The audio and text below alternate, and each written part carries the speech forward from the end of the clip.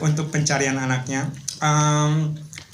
Soal kerjasama dengan pihak luar, bukan hanya pihak luar tapi juga pihak di dalam tuh banyak sekali pihak-pihak yang membantu kami dan para partners.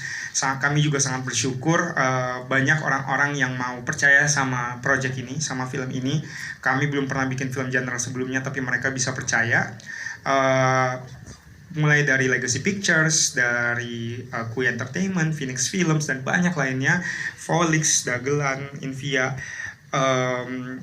Tapi juga kami bekerja sama dengan satu pihak luar, yaitu Showbox, yang kebetulan dia memproduksi banyak sekali di rumah studio yang memproduksi banyak sekali film berkualitas dari Korea Selatan, dan salah satunya adalah film yang kami, terutama saya sangat suka, yaitu Exhuma, dan kebetulan sukses di sini.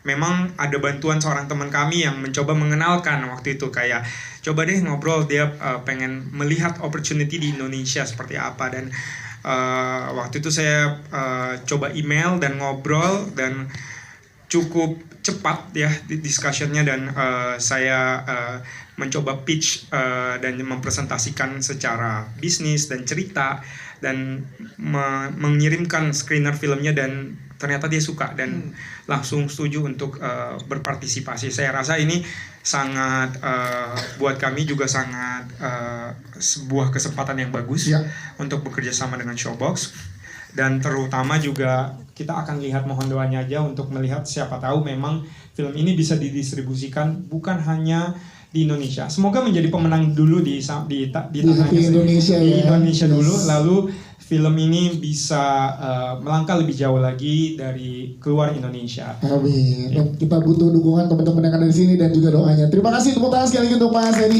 Thank you. Kita ke Mbak Meiske Torres ya, menjadi produser juga di sini. Ini adalah tahun ke-8-nya Paler Film, ditandai dengan Tebusan Dosa. Nah, ini menarik sekali karena berarti ini adalah milestone penting bagi perjalanan Paler Films. Dan gimana dia menyikapi dari Paler untuk lebih dekat dengan penonton di Indonesia melalui Tebusan Dosa. Silakan. Ya, selamat sore teman-teman media semua. Terima kasih untuk waktunya. Iya ya, tahun ini 2024 bersama dengan Tebusan Dosa kami merayakan ulang tahun ke-8 di Palari Films. Dan selama 8 tahun ini pas banget kita juga sudah memproduksi 8 film dengan berbagai genre yang berbeda-beda. Dan ini adalah kali pertama Palari Films membuat gitu ya, memasak genre misteri horor.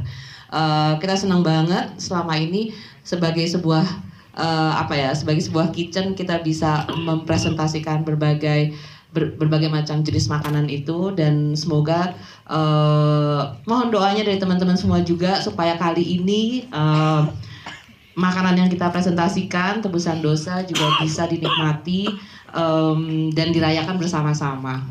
Ya, terima kasih Mbak Nene. Menariknya juga tadi kalau Mas Edi cerita bagaimana proses panjang development untuk cerita barengan sama Mas Ali. Nah kalau ke Mbak Nene nih ngobrol sama Mas Angino dan juga Mas Edi, gimana memberikan ruang untuk mengumpulkan ensemble cast yang luar biasa ini? Berapa lama butuh waktu dari teman-teman ini? Silakan.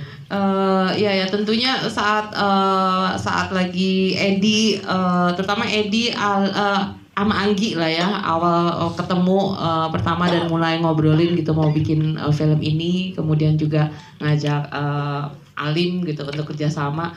Dan pada dasarnya kan kita semua udah teman lama gitu ya, jadi untuk memformulasikannya mungkin cukup cepat. Dan begitu kita udah sepakat mau bikin apa gitu ya sama Anggi, dan dari sana mulailah melakukan siapa ya dan Tebusan Dosa ini kan sebuah film yang memang kita butuh wanita-wanita kuat gitu di dalam film Tebusan Dosa ini gitu loh, dan Happy Salma, Putri Marino, kemudian Tante Mimi, Bu Laksmi, maaf, kemudian juga Keiko gitu di sini. Kita pengen mempersembahkan kepada teman-teman gitu profil cewek-cewek yang kuat gitu, yang nggak pernah yang selalu berjuang, dan nggak apa-apa jatuh, tapi habis itu bangun lagi dan berjuang lagi dan selalu mencari jalan keluar dan tidak lelah untuk terus berjuang dalam mengejar harapan-harapannya ya. Dan saya rasa itu yang jadi drive kita. Siap, terima kasih teman-teman buat Mbak Meiska, thank you. Kita ke Mas Yosef Agito sebagai sutradara yang juga di sini luar biasanya membawa kita nggak mau keluar untuk mengikuti gimana ujungnya. Itu terus jadi pengen ke bawah. Mas, gimana sih world building dari Tebusan Dosa ini yang boleh diceritakan ke teman-teman media, silakan. Tebusan Dosa ini memang saya membangun suatu dunia yang mungkin tidak seperti yang sering kita lihat di film-film genre di Indonesia yang misalnya ke pedesaan gitu. Saya udah di awal udah bilang saya mau, waktu kita development sama Mas Salim dan Edi, ini kayaknya horornya itu harus ada di sebuah tempat yang suburban gitu, jadi perbatasan antara kota dan desa gitu. Perbatasan itu adalah suatu ekosistem yang sebenarnya menjadi ekosistem yang sangat unik kan gitu, karena modernitas ada, tapi juga hal-hal yang berupa tradisional yang misalnya perdukunan, misalnya kepercayaan tertentu gitu kan, itu juga masih kuat kayak gitu. Dari dunia itu kami bangun, kemudian memang juga saya menaruh Wening itu bukan dari satu tempat dan ekosistem yang ada. Jadi Wening itu pendatang dan dia minggat dari rumahnya yang awal, kemudian datang ke sebuah tempat. Juga saya menaruh satu tokoh Tetsuya yang memang datang dari jauh sekali kayak gitu, yang adalah orang yang juga datang ke Indonesia, terutama ke daerah Majakunan itu untuk mencari harapan atas apa yang berada di apa yang ada di dalam luka-luka dia ketika dia berada di tanah kelahirannya sana di Jepang. Dunia ini kami bangun gitu kan, dengan kemudian juga menaruh semacam ketakutan lokal gitulah ya, tentang orang yang sudah meninggal atau sungai yang kemudian memang menjadi bagian yang tidak terpisahkan dari batas-batas itu sendiri itu. Dimana-mana kita kalau mendesain sebuah batas itu pasti melalui bentangan-bentangan alam, sungai yang kita anggap sebagai ini, batas antara kota ke desa, batas antara kematian dan batas antara kehidupan gitu. Tempat juga di situ ada sesuatu yang celaka tapi juga ada harapan gitu. Kalau teman-teman tadi sudah lihat, sering sekali muncul sungai yang dimunculkan dalam arusnya yang berbeda-beda. Ada arus yang tenang, ada arus yang keras, ada arus yang misterius. Nah, itu dunia yang saya bangun dari Tebusan Dosa. Dan kita ada di sini kan juga ada dari yang tadi Mas Agidon bilang, nggak hanya pendatang dari Indonesia tapi juga ada yang dari Jepang, itu ada Shogen di sini. Ini juga gimana Mas Agidon, mix antara ada Indonesia dan ada Jepang juga? Secara cerita, hampir semua tokoh utama di film ini itu adalah pendatang. Tetsuya datang dari Jepang untuk mencari harapan.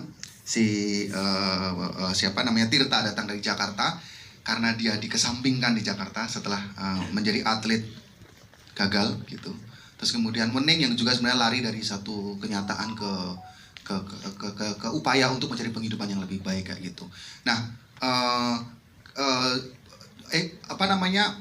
jarak itu antara ketiga tokoh ini menjadi menarik karena kemudian Shogen atau Tetsuya yang dalam filmnya itu datang dari jauh, itu sebenarnya dia juga mencari sesuatu yang membuat dirinya lebih hidup gitu atas apa yang pernah apa yang terjadi di dalam sejarah kehidupan dia gitu. Nah, jadi menarik ketika kemudian influence dari tradisi mengenai harapan itu juga muncul kan gitu, termasuk dengan membuat origami bangau yang juga menyimpulkan harapan, yang sebenarnya juga itu sesuatu hal yang visual, sesuatu hal yang menjadi bentuk gitu.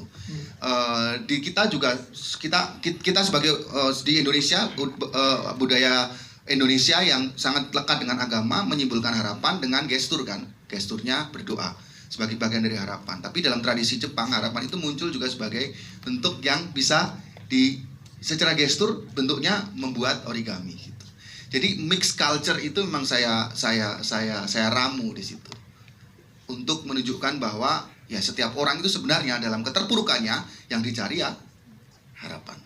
Ya enggak? Yes. Kira-kira seperti itu. Dan saya juga pasti semua orang yang di sini juga berharap sesuatu gitu, ada harapan yang muncul. Meskipun kita tahu betul bahwa sebenarnya film ini isinya adalah kehilangan. Tapi dalam kehilangan itu, ketika ada harapan, orang masih akan move forward. Dan meskipun kehilangan yang paling mengerikan itu sebenarnya adalah perasaan ketidakmampuan kita menjaga. Tapi ketika ada harapan, kita akan move forward. Yes, Itu saya tajuk itu dia. penting di situ. Luar biasa. Terima kasih Mas Sahid.